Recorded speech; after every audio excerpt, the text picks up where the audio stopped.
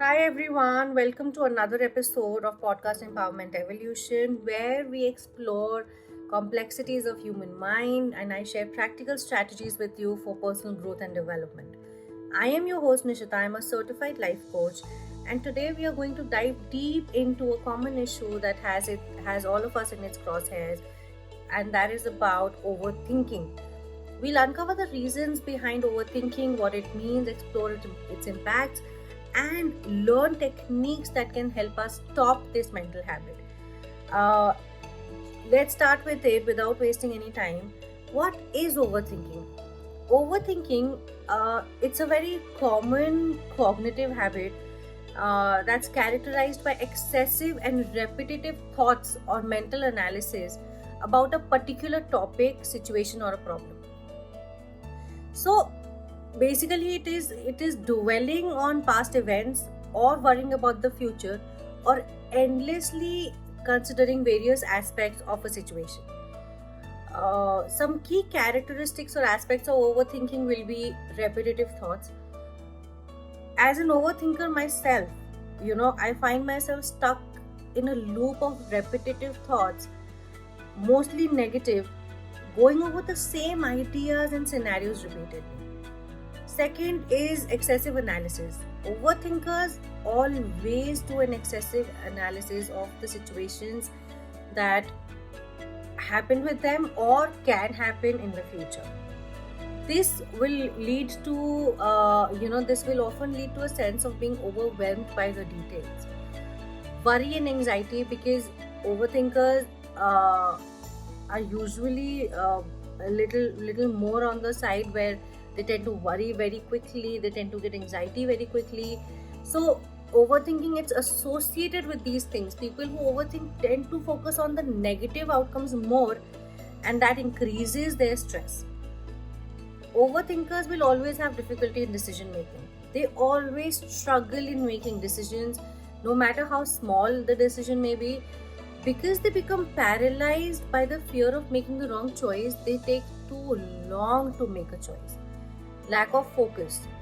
Overthinking can lead to difficulty concentrating on tasks that are at hand or being fully present in the moment, because the mind is always preoccupied with excessive thoughts, because of which we can't stay in the moment at all. Impact on sleep, which is one of the most common attributes associated with overthinking. It disrupts your sleep patterns badly, leading to physical health issues as well. And people find it extremely challenging to fall asleep, especially because they're overthinking and over analyzing a situation.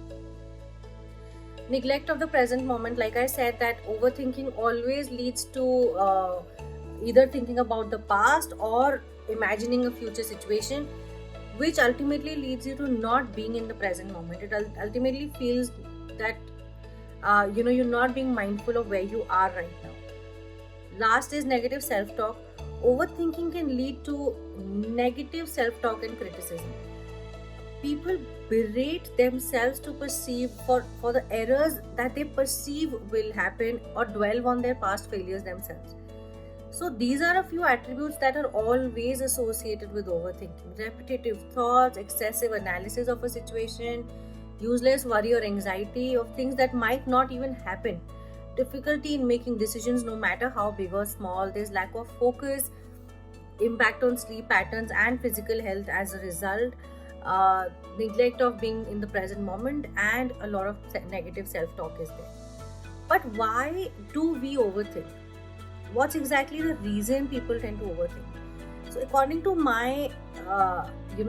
me, being a mother, doing a corporate job, and trying to follow my passion, I think there are two main reasons that I feel overthinking is a very common practice today. One is fear and anxiety. I call it like an overthinking fuel. They are the drivers of overthinking. Imagine overthinking as a vehicle. The driver is called fear and anxiety. When we experience that fear, our brain goes into an overdrive, trying to anticipate and mitigate the perceived risks that might come. It's like a mental defense mechanism that we go through. and we believe that by thinking things through exhaustively, we can protect ourselves from the harm that's about to happen. However, I feel that the constant anticipation can lead to a never ending loop of overthinking. As we become trapped in a cycle of worry and what ifs, I think it becomes a vicious loop that you can never get out of. And it's extremely essential for us to understand that uh, this is a mechanism that your mind goes through. Recognize this mechanism and find healthier ways to address the fear or the anxiety that is happening. So, for example, for a project, if I fear that I will fail, I'll keep thinking about it. I'll keep thinking about the wrongs, the negatives, the mistakes I can do. And there are two problems here. One, because I'm only thinking about the negative, I literally end up making the entire situation negative. Two, that it can, it always, you kind of manifest that. So when you're under stress, you only think of negative and you attract the same negative, dull energy filled with fear and anxiety, and that's exactly what the result becomes. So, overthinking because of fear and anxiety will never yield a good result. Second, I think it would be perfectionism. Perfectionism, it's basically a quest for flawlessness. You want everything to be perfect and flawless, and it's a contributor in overthinking.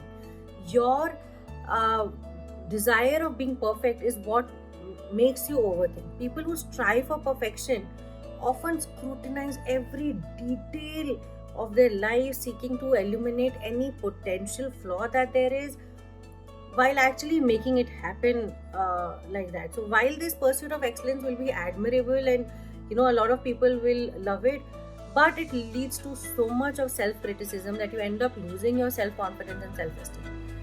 While perfectionism is one of the fuels of overthinking, we find ourselves stuck in this relentless quest for the unattainable targets that we have for ourselves, and any which ways it leads us to not making good choices, not making appropriate decisions, or completing the task because we are not mindful as we are anticipating the future, because they never meet our impossible high standards.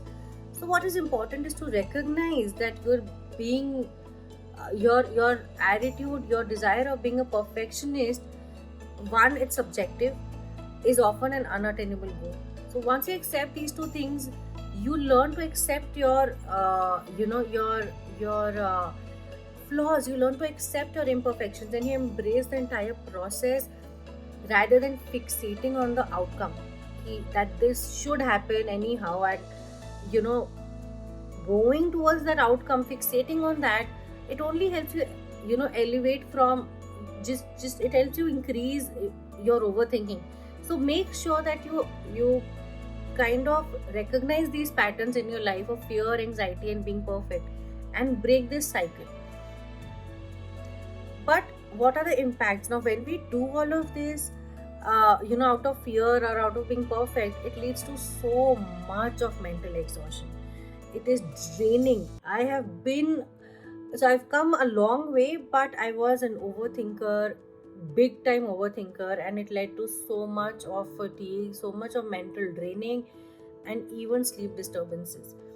It increased my stress to an extent, and I could see my anxiety levels rising. It affected my overall health as well. Plus, I became a person who always used to say negative things about my own self, which kind of led to me attracting the negatives, and kind of led to my manifestation getting far away from me.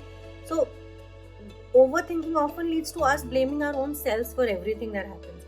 Plus, because of the fact that I used to fear that I might fail, I used to procrastinate a lot.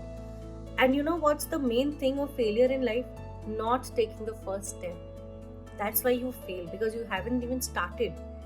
So because of overthinking, I couldn't even start. I used to procrastinate so much and delay the process that instead of failing, I couldn't even participate in what was happening. So make sure that all of these overthinking habits, or all of the reasons that you have, the trigger points that you have, you acknowledge them, you recognize them, and you try and break those cycles. But how? What is important is how. As a life coach, I have 4 techniques with me that I have read and understood on how you can stop overthinking. One of them is called the mind palace technique. So what you need to do is visualize a serene, calming mental mind place in your head where you can go whenever overthinking strikes. Populate this place on in your mind with soothing images, sounds, sensations that help you in feeling relaxed and in control. When you catch yourself overthinking ever mentally transport yourself to that mind place that you have. These techniques help you shift your focus away from overthinking into a peaceful mental space.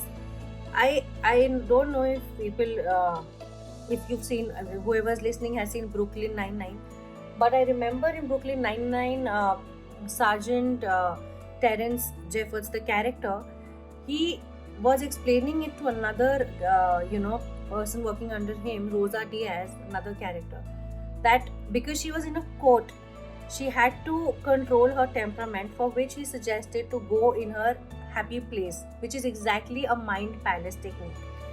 So for Terence, the mind palace was a painting room or a place where he could box, where he could sit down, where he could sit with his daughters. But for Rosa, it was in completely opposite, and it was extremely violent. But it was her happy place, right? So everybody will have a different happy place. Everyone can have a different mind palace. Make your own mind palace with what you want to have in that particular space, and with what images you want to have, what color you want to have, what people you want to have around, what kind of music you want to have, what animals you want to have around. Create your own mental palace, and whenever you catch yourself overthinking, intentionally pick yourself up and put yourself in that mind palace. The second technique I have is a thought balloon technique. Now imagine your overthinking thoughts as balloons that are floating above you. Just imagine like 1, 2, 3, 4, 5, 6, as many balloons as there are. Visualize each thought as a balloon with a string attached. Alright, so every balloon has a string attached. Every thought is a balloon and has a string attached. One by one, gently cut the strings and watch that balloon drift away. When you notice overthinking, mentally picture these thoughts, the thought balloons that hovering over your head. Mentally picture them begin cutting the strings and picture them leaving your place. As each balloon floats away, let go of that particular thought. Come back to the moment. This technique, it encourages detachment from obsessive thoughts. It motivates you to understand that these are thoughts that are not you as a person. These are just your overthinking analysis that you're doing, and you can let it go by cutting the strings one by one. The next technique that I have is inner voice alteration technique. What you need to do is identify an internal voice that fuels your overthinking. Give this voice a distinct character, such as an annoying TV show host or a silly cartoon character. When overthinking begins, imagine that annoying character speaking the overthinking thoughts that are running in your head. And then gradually change their voice to something humorous or absurd, or something that you like. And that shift can disrupt the seriousness of that thought, making it easier to dismiss them. So for example, my trigger point is when somebody points out at my career, and I kind of just gets very annoying for me to listen to them, and then instead of answering them back, I get into the overthinking cycle of being a failure and stuff. So I've given that character a name, and whenever I start to overthink about it, I imagine that squeaky voice, and then it continuously goes on and on and on and on. And then I think of that squeaky voice as somebody who's cracking jokes on their own selves. And then I start to take the entire thing as light, as in my head, very casual conversation in my head, and it kind of just breaks my overthinking cycle. It's a long, consistent practice that I've come a long way to. It does require a lot of effort. It's not a one night job where you stop overthinking, But the practice will help you, understand that it is not you who's that person, it's somebody else. And you're only overthinking of something that's likely to happen. I mean, I nobody, you know will point out, or nobody will overanalyze the situation as you do, and you're overthinking something that's possibly which is not going to happen. The last technique that I have here is the timeline adjustment technique. So what you have to do here is mentally represent time as a linear timeline. Visualize your overthinking thoughts as heavy weights on this timeline, dragging you to the past or future. Just imagine somebody's pulling you back to the time and dragging you really in the past, or somebody pulling you towards the future. Imagine moving those weights to the present moment. So when overthinking takes hold, picture these weights, actively shift them to the present moment. Got it? So when you think the weights are pulling you in the past or pushing you towards the future, imagine them one by one, and put them in the present moment. Remind yourself that the power to change or act lies now. It's in the moment, it's in the now. This technique encourages a focus on the present moment, and it will reduce your anxiety about the past or the future. Remember, these techniques, like I said, require a lot of practice to become effective. It's not an overnight job, but they do offer, unique ways to reframe your mindset. Uh, you know, as a result, you'll be able to nurture your relationships. You'll be able to regain your control over the thoughts and emotions. And of course, there are a lot of self-help books that can help you through this as well. One of them is Power of Now by Eckhart Tolle, which is amazing and offers a profound perspective on overthinking and tools to break free from its from overthinking's grasp. By embracing in the present moment and recognizing that your mind is a tool at your disposal, oh my god, you can gain so much control over overthinking and experience so much peace and clarity in your life. I recommend you, one, reading this book and start applying these techniques that I've mentioned above, to stop overthinking. And this will help you seek a deeper understanding of how your mind works. Until next time, stay mindful and enjoy yourself.